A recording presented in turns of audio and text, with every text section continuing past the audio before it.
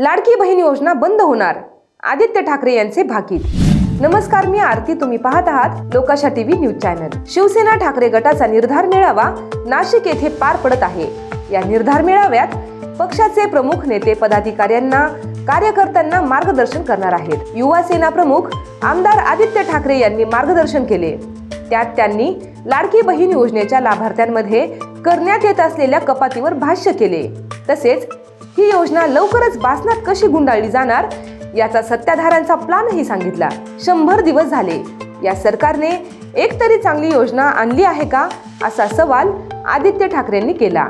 त्यानंतर पुढे म्हणाले की लाडकी बहीण योजना 500 रुपयांवर आली। आपण तर 3000 रुपये देणार होतो, पण भाजप असेल, एसएनसी असेल, दादांचा गट असेल, या सर्वांनी गावागावात जाऊन सांगितले होते की तुम्हाला आम्ही 2100 रुपये देऊ, अजून महिला वाढतील।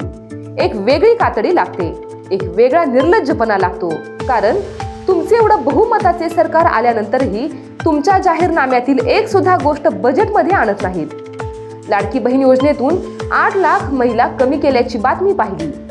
2.5 कोटी महिलांना लाभ मिळेल असे सांगितले होते।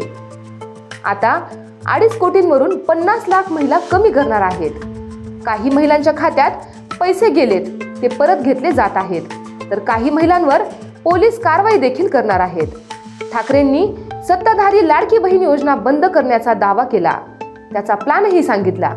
ते म्हणाले की तुम्ही लिहून घ्या, यांचेच कोणीतरी कोर्टात जाईल आणि कोर्टात जाऊन हेच लोक ही योजना बंद करतील, लाडकी बहीण योजना बंद करतील। यांना कोणतंही देणं घेणं नाही, यांना काही लाज राहिलेली नाही, असेही ठाकरे म्हणाले। अशाच माहितीपूर्ण बातम्या पाहण्यासाठी पाहत रहा लोकाशा टीव्ही न्यूज चॅनल।